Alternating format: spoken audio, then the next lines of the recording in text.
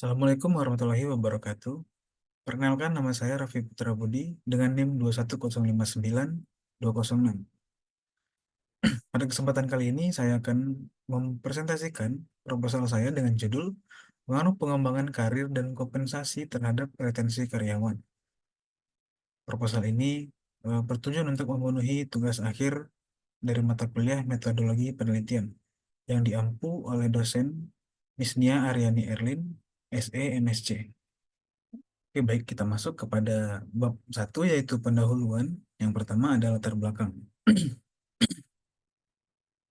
Seperti yang kita tahu, karyawan merupakan aset yang berharga yang dimiliki oleh perusahaan. Perusahaan sendiri mempekerjakan karyawan mereka dengan sistem pegawai kontrak dan ada juga yang pegawai tetap. Karyawan juga perlu memikirkan eh, rencana karir mereka.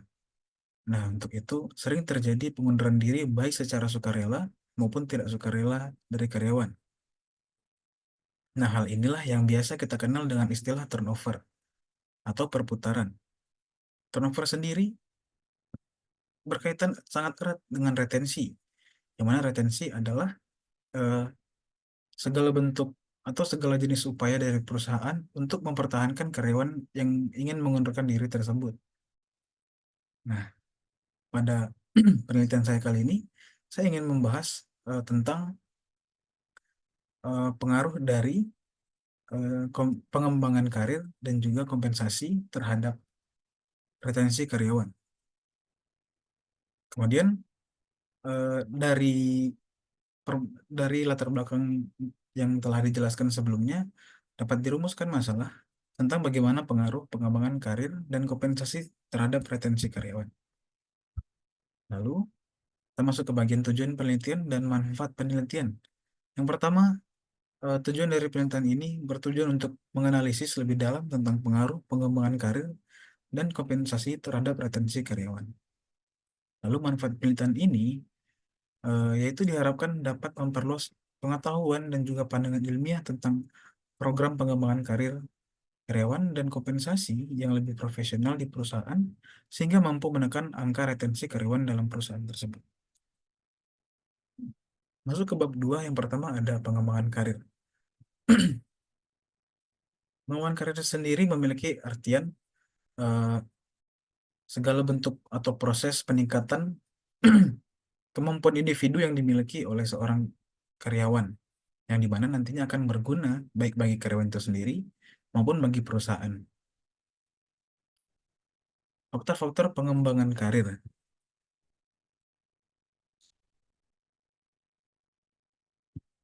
Menurut Syagian pada tahun 2012, faktor-faktor yang mempengaruhi pengembangan karir ini eh, yaitu yang pertama ada prestasi kerja, ada kebijakan organisasi, pengalaman kerja, pendidikan, kesetiaan pada organisasi, dan juga keluasan bergaul dan hubungan antar manusia. Lalu tujuan dari pengembangan karir ini sendiri, menurut Handoko tahun 2012, yaitu eh, tujuan dari pengembangan karir yaitu untuk mengembangkan para karyawan agar dapat dipromosikan ke posisi yang lebih tinggi tentunya. Lalu tujuan berikutnya adalah untuk mengungkapkan potensi yang tersimpan dari individu karyawan tersebut. Kemudian pengembangan karir ini juga bertujuan untuk mengurangi penimbunan penimbunan pada suatu departemen yang dimana mungkin sudah kebanyakan karyawan yang mengisi posisi tersebut. Nah, dengan hal itu pengembangan karir juga bertujuan dan berdampak pada pada pendorongan pertumbuhan dari perusahaan maupun dari individu karyawan tersebut. Lalu pengembangan karir juga bertujuan untuk memuaskan kebutuhan karyawan. Nah, yang mana karyawan sendiri mempunyai rencana karir mereka sebelum mereka masuk ke perusahaan tersebut.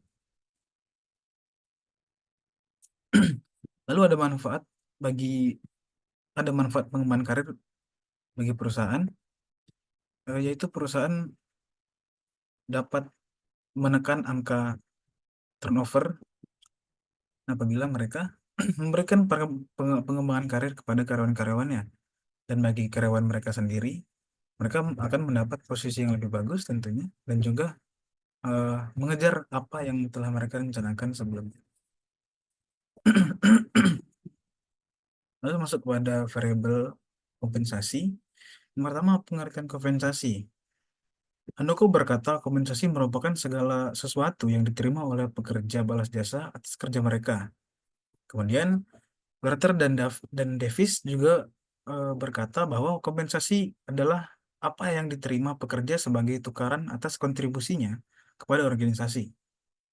Kompensasi mempunyai peranan penting eh, untuk menjaga hubungan baik antara karyawan dan juga perusahaan. Lalu kita masuk kepada jenis-jenis kompensasi. Kompensasi sendiri secara umum dapat dibedakan menjadi kompensasi finansial maupun kompensasi non-finansial. Kompensasi finansial seperti ya eh, seperti yang telah dijelaskan di katanya, finansial ya yang berarti berbentuk uang atau mata uang. Bisa seperti gaji, bonus, insentif, dan lain-lainnya. Sedangkan kompensasi non-finansial adalah kompensasi tambahan yang diberikan perusahaan berdasarkan kebijakan terhadap semua karyawan sebagai upaya dalam meningkatkan kesejahteraan karyawan.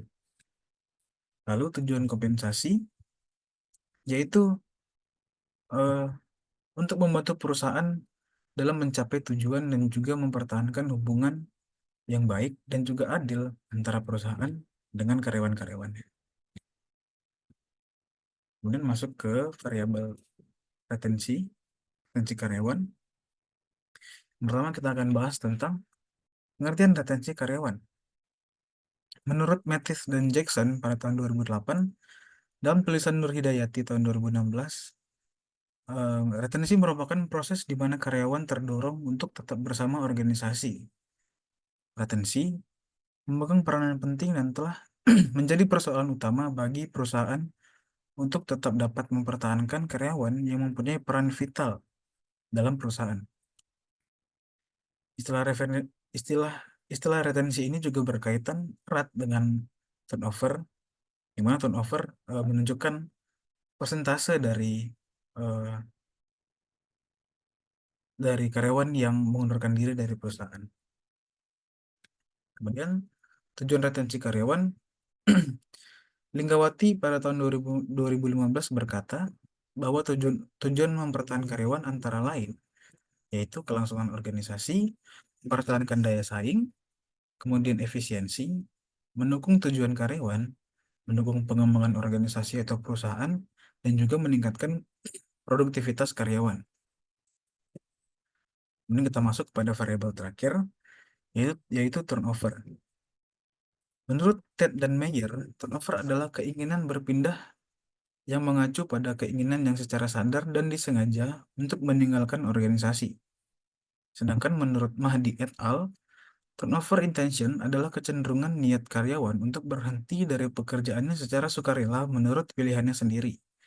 Keputusan karyawan meninggalkan perusahaan inilah yang menjadi masalah besar bagi perusahaan.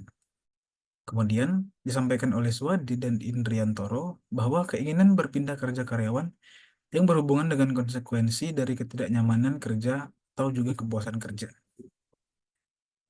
Nah, dari penjelasan para ahli tadi, bisa kita simpulkan bahwa turnover adalah suatu keputusan karyawan yang dilakukan secara sadar dan disengaja akibat dari konsekuensi pekerjaan dan juga karyawan tersebut memiliki peluang kerja yang lebih baik sehingga membuat karyawan mengundurkan diri dari perusahaan tempat dia bekerja sekarang. Dan masuk kepada metode penelitian. Yang pertama ada jenis penelitian. Jenis penelitian yang saya pakai pada proposal kali ini eh, memiliki jenis penelitian kuantitatif. Kemudian instrumen penelitian, yang pertama ada variabel X1 yaitu pengembangan karir, variabel X2-nya kompensasi, dan variabel Y yaitu retensi karyawan. Penelitian yang saya tulis ini menggunakan kuesioner dengan skala 1 sampai 5. Untuk lokasi dan waktu penelitian, Penelitiannya dilakukan di Kota Padang pada tahun 2024 sampai selesainya penulisan laporan. Kemudian populasi dan sampel penelitian yaitu seluruh karyawan yang pernah mendapat retensi di Kota Padang, baik yang berhasil maupun tidak berhasil. Lalu ada teknik pengambilan data. Teknik pengambilan data pada penelitian saya menggunakan teknik purposive sampling.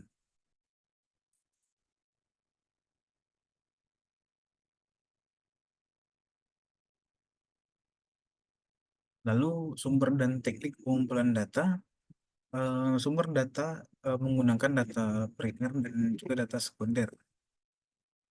Kemudian teknik pengumpulannya, kuesioner disebarkan kepada seluruh sampel. Kemudian yang terakhir yaitu teknik analisis. Pada penelitian kali ini saya menguji beberapa teknik analisis yaitu uji validitas, uji reliabilitas, analisis regresi berganda, uji T, dan uji F simultan.